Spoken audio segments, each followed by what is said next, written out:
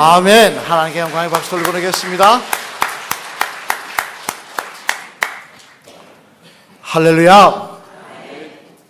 오늘은 총리가 되게 하노라 라는 제목으로 하나님의 말씀을 대언하도록 하겠습니다. 동화 중에 신데렐라라고 하는 동화를 여러분 잘 아실 것입니다만 아마 책으로나 영화로나 또는 만화로나 한 번 정도는 다 보셨을 것입니다. 이는 프랑스 동화 작가인 페로라고 하는 사람이 만든 거위 아주머니 이야기라는 책 중에 나오는 상드리옹이라는 단편을 번역한 이야기인데요.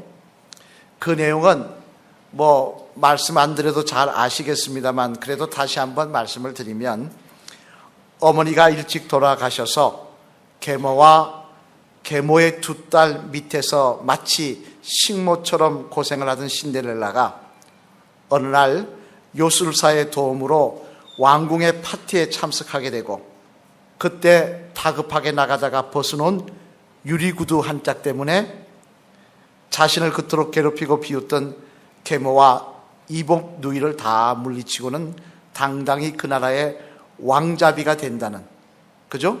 역전 드라마, 정말 반전이 있는 그런 내용의 동화입니다만, 그런데 재미난 사실은 이 신데렐라와 같은 소설이나 동화가 전 세계적으로 다 있다는 것입니다. 우리나라만 해도 대표적으로 뭐가 있습니까? 예, 잘하시네요. 콩쥐팥쥐. 예, 콩쥐팥쥐. 기억이 가물가물하시죠? 예, 콩쥐팥쥐가 있습니다. 뿐만 아니라 신데렐라의 고향인 유럽만 하더라도 이런 류의 동화가 500개가 넘는다고 합니다. 그러니까 나라마다 마을마다 하나씩은 그런 내용이 있다는 이야기입니다. 그러면 여러분, 이런 결국 무엇을 말하는 것입니까? 이는 사람들은 무엇을 보든 그게 동화든 영화든 심지어 스포츠 게임이든 마지막에 결말이 뒤집히는 역전극을 좋아한다는 거예요.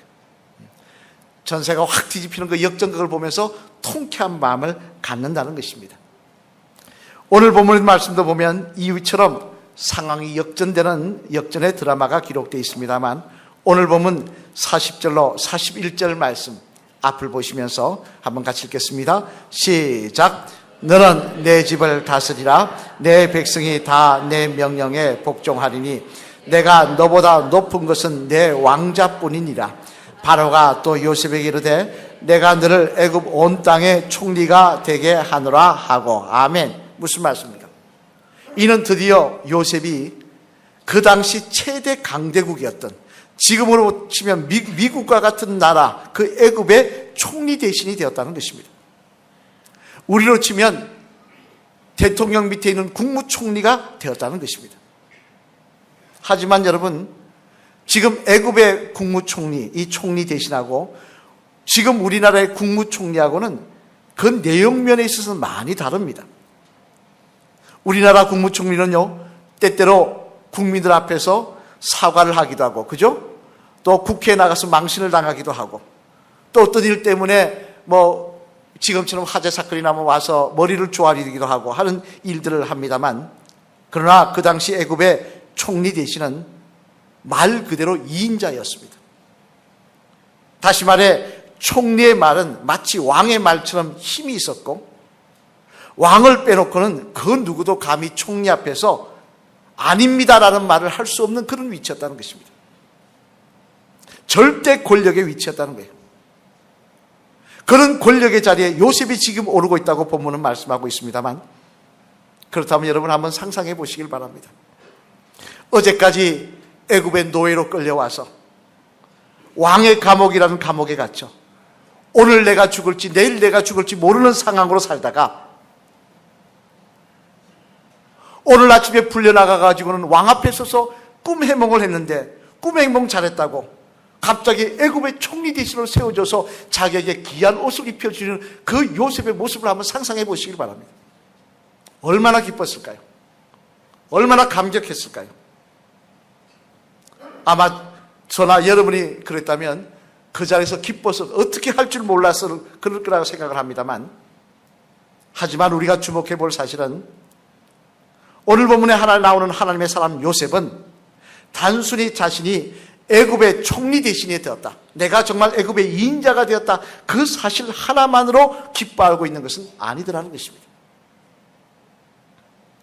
요셉은 기뻐하는데 총리 되었다는, 대신이 되었다는 사실보다도 그에게는 더 큰 기쁨과 감격의 조건이 있더라는 것입니다. 오늘은 이 말씀을 통하여 저와 여러분들에게도 이런 기쁨이 매일매일 충만하시기를 주님의 이름으로 간절히 축원을 드립니다. 그러면 요셉이 오히려 자신이 애굽의 총리 대신 된 것보다 그가 그 자리에서 더 기뻐했던 것은 무엇이었을까? 한번 그 내용을 살펴보면요, 첫째, 앞을 보시면 같이 읽겠습니다. 시작. 여전히 하나님이 자신을 기억하고 계심을 요셉은 더 기뻐했다는 것입니다. 요셉이 뭘 기뻐했다고요? 하나님이 나를 여전히 기억하고 계심이 더 기뻤다는 것입니다. 오늘 본문전인 창세기 41장 1절 말씀 앞을 보시면서 같이 읽겠습니다. 시작. 만 2년 후에 바로가 꿈을 꾼 적 자기가 나일 강가에 서 있는데. 아멘. 무슨 말씀입니까? 요셉이 지금 왕을 만나고 있는 시점이 언제냐? 감옥에 갇힌 지 2년이라는 시간이 지난 후였다는 겁니다.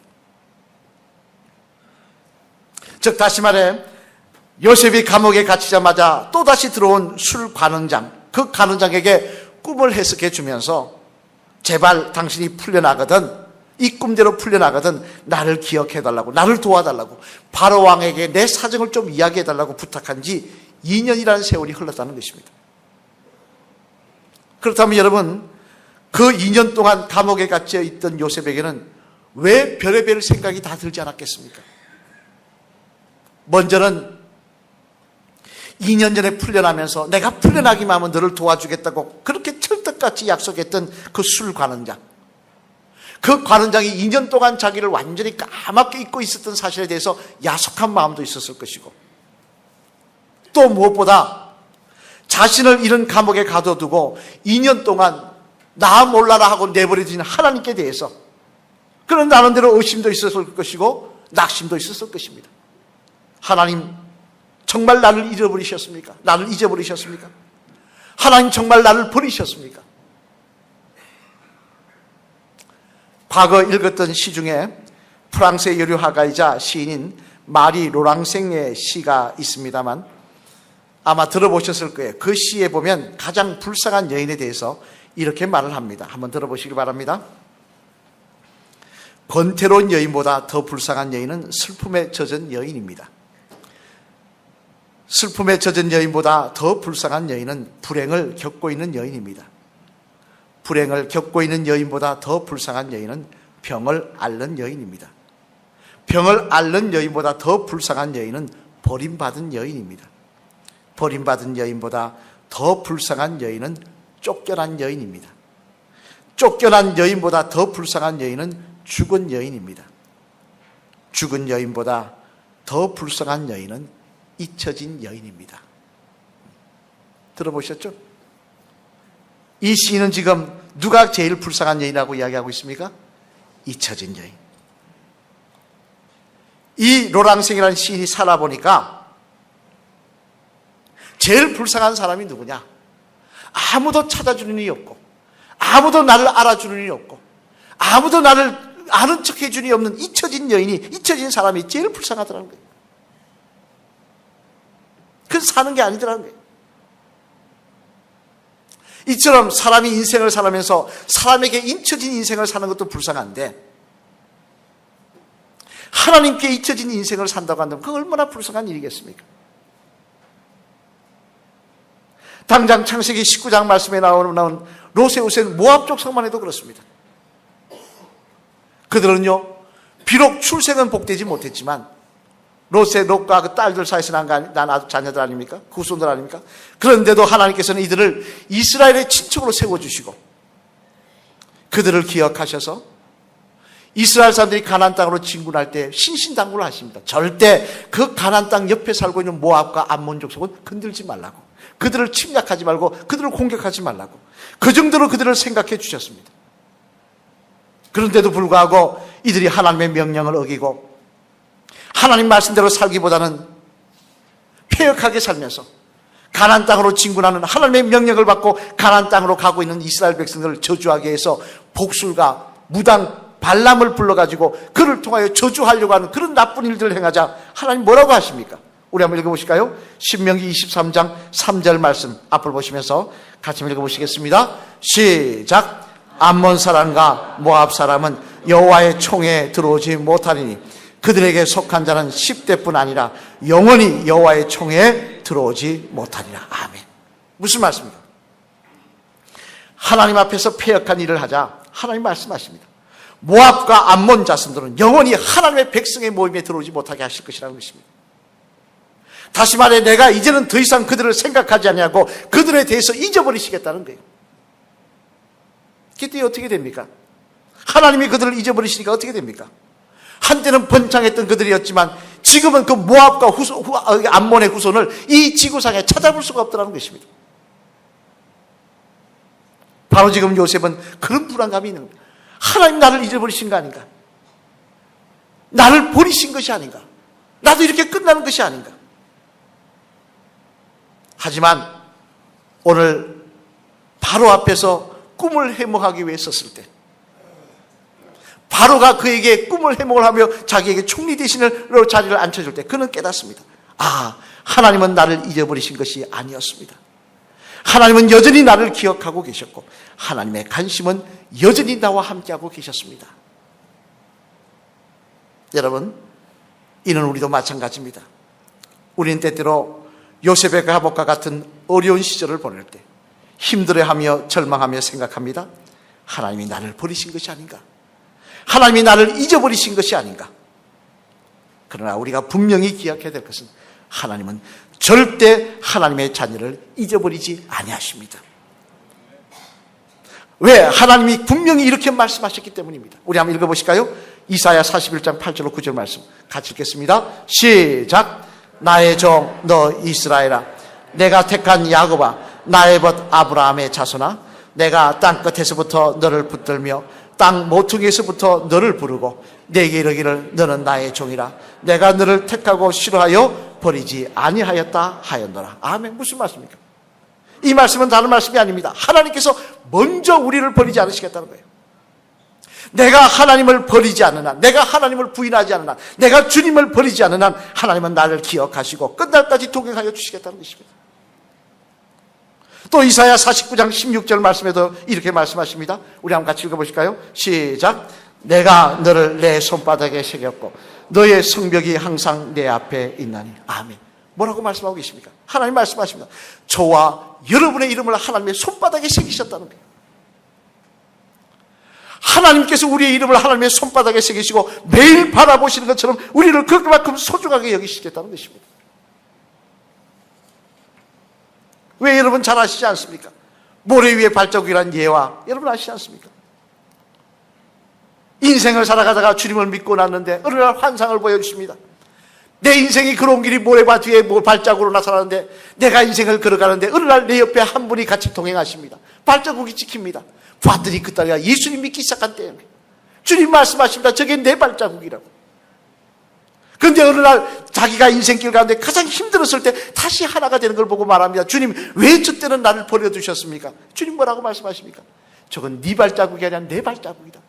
내가 너를 업고 걸었다고 말씀하고 계십니다. 여러분, 오늘도 주님은 저와 여러분들을 기억하고 계신 줄로 믿습니다. 주님의 관심과 눈동자는 저와 여러분의 삶 위에 함께하고 계신 줄로 믿습니다.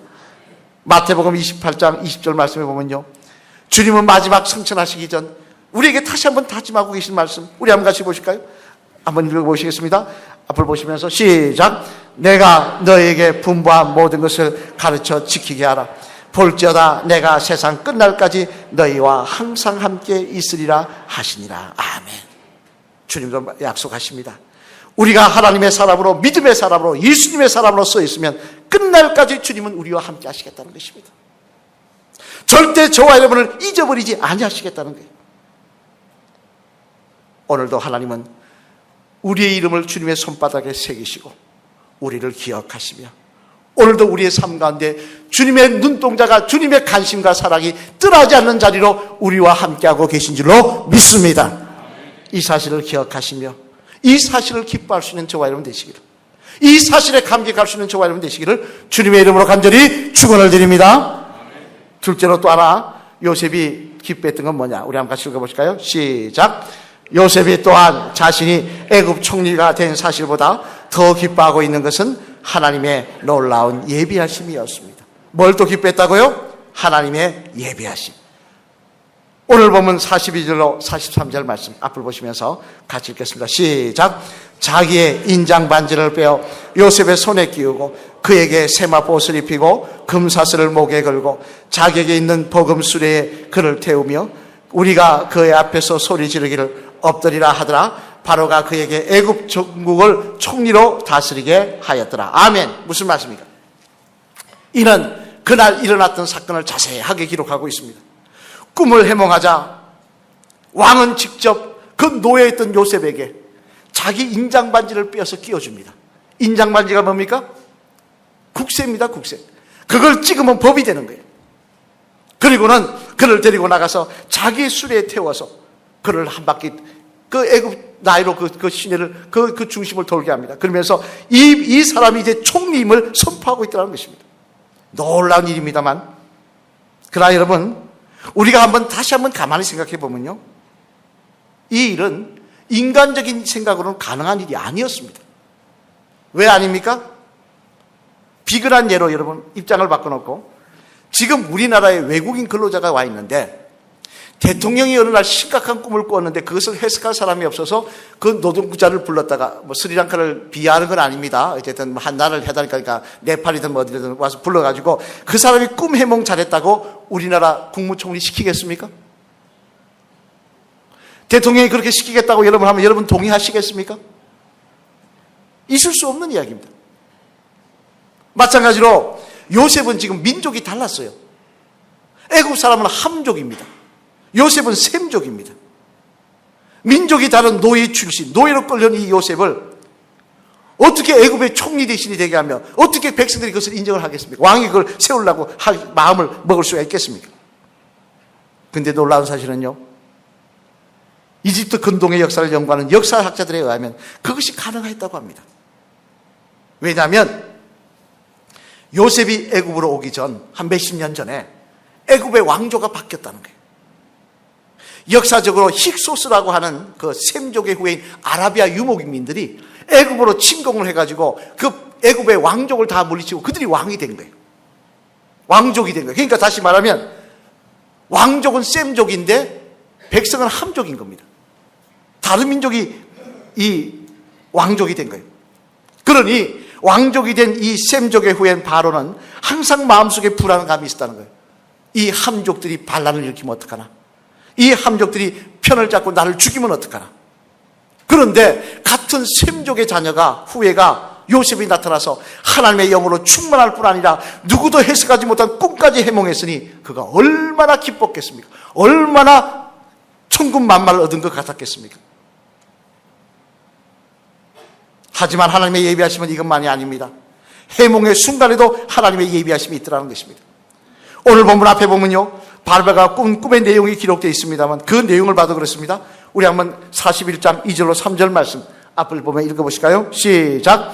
보니 아름답고 살찐 7 암소가 강가에서 올라와 갈밭에서 풀을 뜯어먹고 그 뒤에 또 흉하고 파리한 7 암소가 나일 강가에 올라와 그 소와 함께 나일 강가에 서 있더니. 아멘. 한 줄만 더 보시겠습니다. 41장 5절로 6절 말씀 시작. 다시 잠이 들어 꿈을 꾸니 한 줄기가 무성하고 충실한 7 이삭이 나오고 그 위에 다 또 가늘고 동풍에 마른 7 이삭이 나오더니. 아멘. 무슨 말씀입니까? 이런 바로가 꿈을 꾼 내용을 설명하는 이겁니다. 바로가 꿈을 꿨더니 살찐 7 암소가 나오더니 마른 7 암소를 잡아먹더라는 거예요. 또 꿈을 꿨더니 살찐 7 이삭, 밀 이삭이 배짱 마른 밀 이삭 7개를 다 잡아먹더라는 거예요. 그럼 여러분 한번 생각해 보시기 바랍니다. 내가 하나님의 계시를 받지 않더라도 농사에 대해서 조금만 관심이 있는 사람은 이것을 한번 비추어 생각해 볼 수 있는 내용입니다. 왜냐하면 지금 바로가 꾼 꿈이 형이상학적인 꿈이 아니기 때문입니다. 소와 이삭이 다 어디에 상관되는 이야기들입니까? 농사에 상관되는 이야기들이에요. 따라서 농사에 상관되는 살찐 소가 마른 소 7 잡아먹었으면 살찐 이삭이 마른 이삭 7개 잡아먹었으면 7년 동안 풍년이 오고 7년 동안 흉년이 오겠다 생각할 수 있는 이야기입니다. 더군다나 불렀던 박사와 꿈 해석가들은 점술가들은 이런 일에 능통한 사람인데 왜 그거 한번 생각해보지 못했겠습니까? 그런데 그들은 그걸 생각을 못하더라는 거예요. 왜? 하나님이 그들의 지혜를 막으셨기 때문입니다. 하나님께서 그들의 지혜를 막으셔서 요셉을 총리로 세우시도록 예비하셨기 때문이라는 것입니다.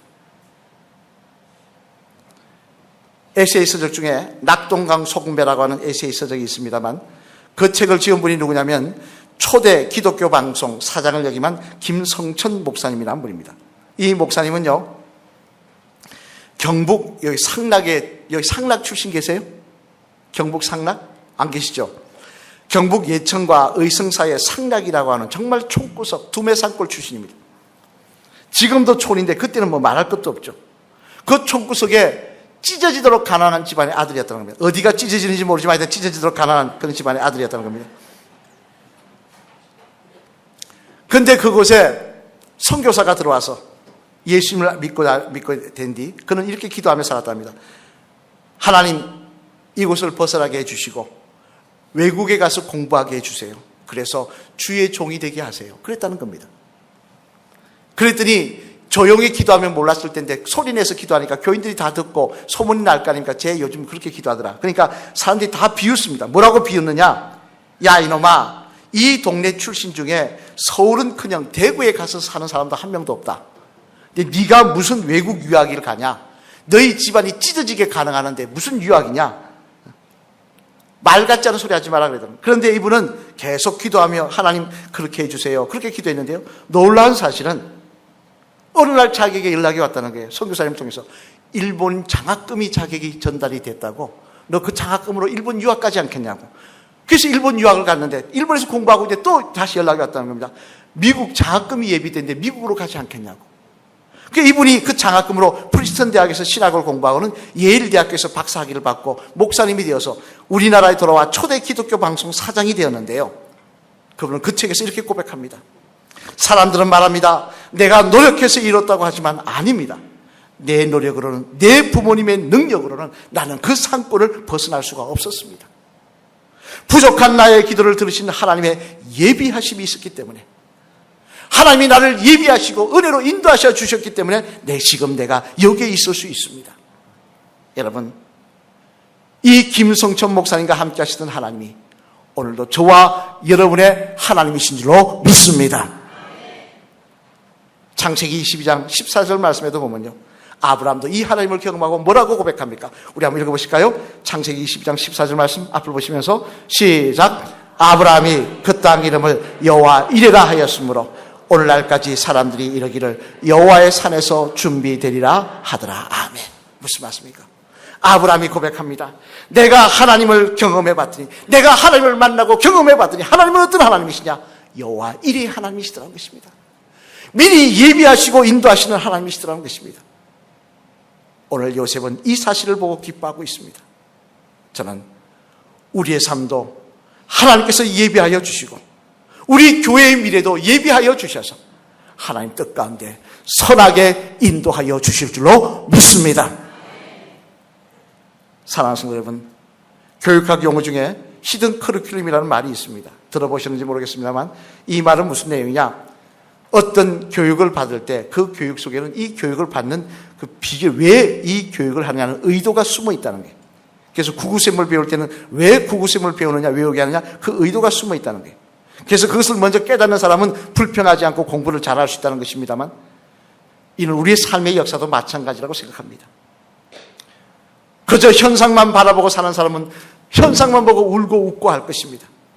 그러나 모든 삶 가운데 그 밑뿌리에 계시는 하나님, 오늘도 나를 기억하고 나를 내 이름을 하나님의 손바닥에 새기시고 우리를 위해 미리 여호와 이레의 축복을 준비하시는 하나님을 우리가 바라본다면 우린 절망하지 아니하고 낙심하지 아니하고 비록 내 삶에 지금 문제가 있더라도 오늘도 찬양하며 기뻐하며 인생길을 걸어가게 될 줄로 믿습니다.